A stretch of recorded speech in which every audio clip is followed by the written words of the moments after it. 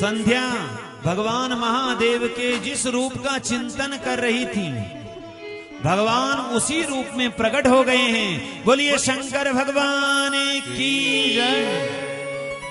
भगवान महादेव प्रकट तो हो गए, लेकिन भगवान महादेव के दर्शन करना इतना सरल नहीं है। कोई लोग बोलते हैं हमने तो भगवान को देख लिया, कोई लोग बोलते हैं हमने भगवान के दर्शन कर लिए। अरे भगवान के दर्शन इन आंखों से नहीं होते हैं, इन चर्म के चक्षुओं से, चमड़ी की आंखों से उनको नहीं देखा जा सकता है।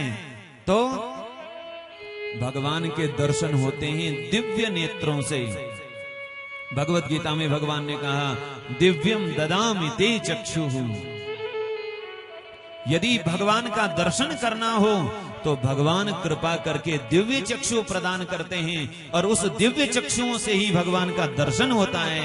यहां भी भगवान महादेव ने दिव्यम ददौ तम, भगवान महादेव ने उस संध्या को दिव्य वाणी दी, दिव्य चक्षु दिए, जिन दिव्य चक्षुओं से संध्या ने भगवान का दर्शन किया, और जिस दिव्य वाणी से संध्या ने भगवान का गुणगान गाया।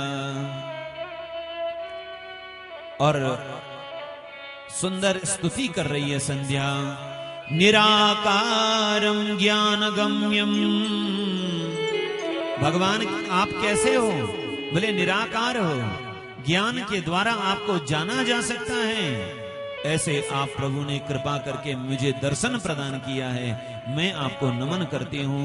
नमो नमः कारण कारणाय दिव्यामृत ज्ञान विभूतिदाय समस्त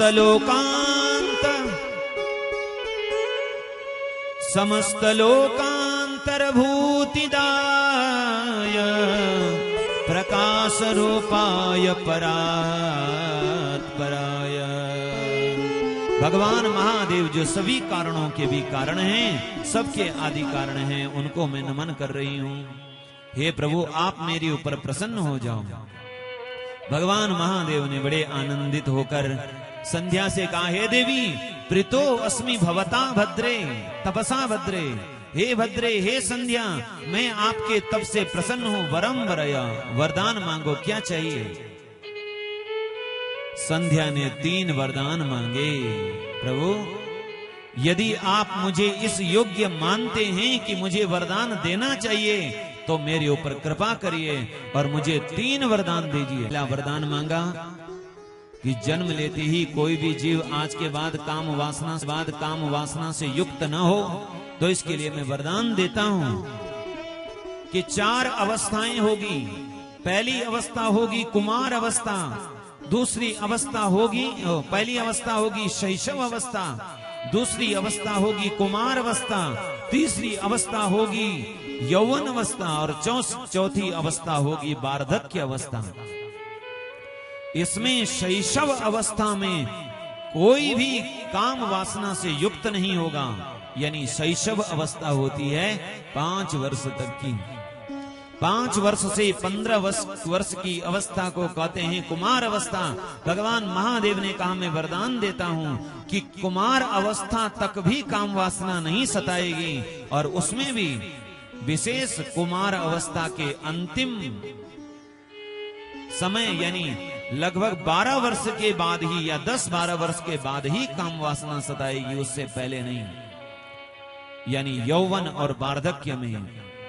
ये मैं वरदान देता हूं। दूसरा आपने जो वरदान मांगा, तो त्वमेव संध्या सावित्री त्वं देवी जननी परा, त्वमेव संध्या सावित्री। देवी हे संध्या, तुम्हारे पतिव्रत धर्म के कारण, तुम्हारे तपोबल के कारण इस संसार में तुम्हारी पूजा होगी। तुम्हारा नाम लेकर अनेक स्त्रियां पतिव्रत धर्म का पालन करेगी, तुम्हारी यश कीर्ति त्रिभुवन में फैलेगी। दूसरा वरदान दे दिया। और तीसरा वरदान भगवान महादेव कहते हैं, देवी या पश्यति सकामस्त्वं पाणिग्राहमृते तव स सद्य क्लीबताम प्राप्तः।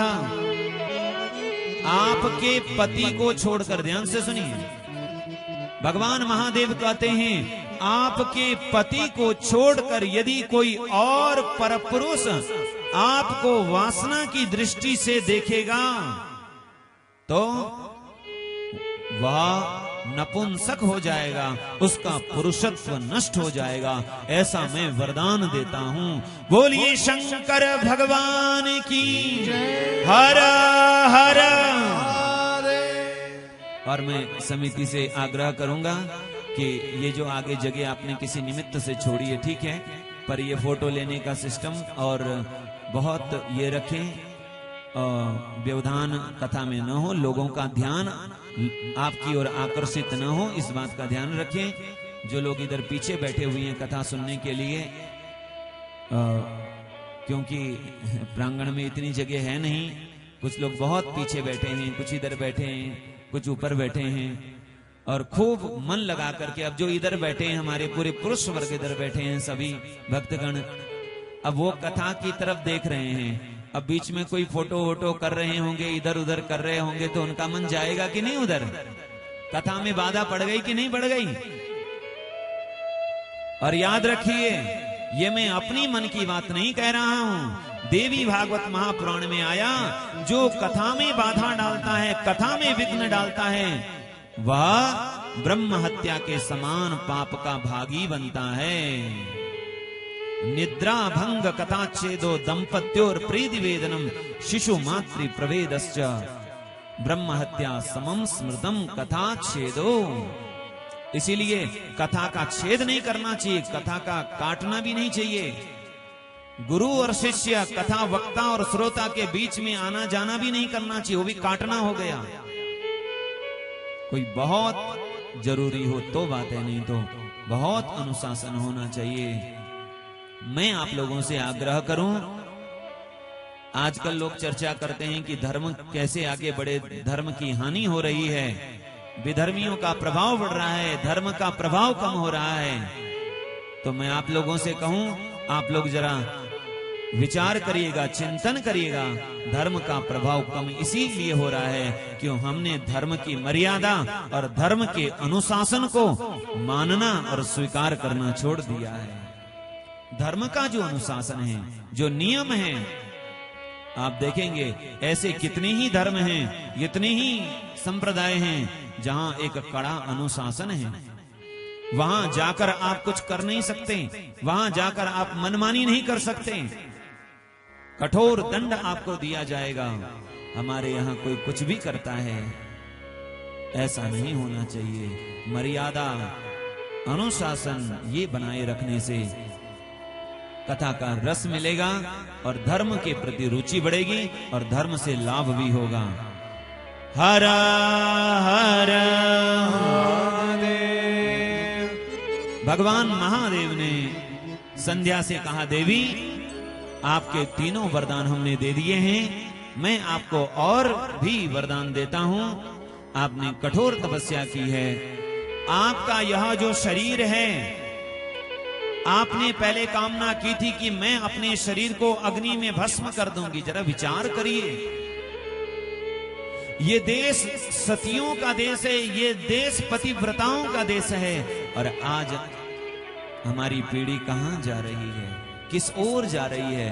कहां रहा पतिव्रता धर्म, कहां रहा पत्नी व्रत धर्म, कहां रही वो मर्यादा, कहां रहा वो अनुशासन? संध्या ने संकल्प किया था, मेरे मन में पाप आ गया था, मैं इस शरीर को भी नहीं रखूंगी, अग्नि में भस्म कर दूंगी, और हुआ यही। भगवान महादेव ने कहा, देवी तुमने संकल्प किया था अग्नि में भस्म करने का, जाओ। यहीं से थोड़ी ही दूर चंद्रभागा नदी के तट पर एक ऋषि हैं, ऋषि मेधातिथि। ऋषि मेधातिथि तप कर रहे हैं, जो अभी ज्योतिषोम यज्ञ कर रहे हैं, और आप उन्हीं के वहां जाओ, आप अग्नि में प्रवेश करना। आप जब अग्नि में प्रवेश करोगे आपको कोई देख नहीं पाएगा, आप अग्नि में विलीन हो जाओगे, और जब आप वहां से प्रकट होगी छोटी कन्या के रूप में, तो आप ऋषि की पुत्री कहलाओगी। आपका नाम होगा अरुंधति। ऋषि मेधातिथि की पुत्री आप हो जाएंगी। इस प्रकार भगवान ने वरदान देकर भगवान शिव अंतर्धान हो गए।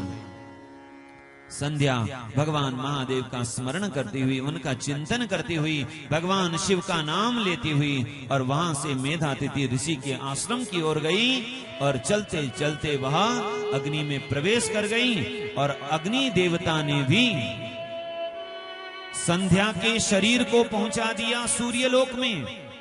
सूर्यलोक में सूर्य देवता के पास संध्या का शरीर चला गया और सूर्य देवता ने अपने रथ के द्वारा संध्या के शरीर के 2 भाग किए और 2 हिस्से बन गए। उससे एक सुबह की संध्या हुई और एक शाम की संध्या।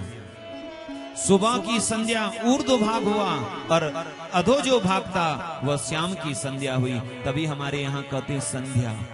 संध्या किसको कहते हैं? दिन और रात के संयोग को कहते हैं संध्या। वो बहुत शुभ माना जाता है, पवित्र माना जाता है। सूर्यो द्वैर्धम व्यभज्याथ तशरीरम तदारथे। इस प्रकार उनके शरीर का विभाजन हुआ और इधर मेधातिथि ऋषि का अग्निष्टोम यज्ञ पूर्णता की ओर था।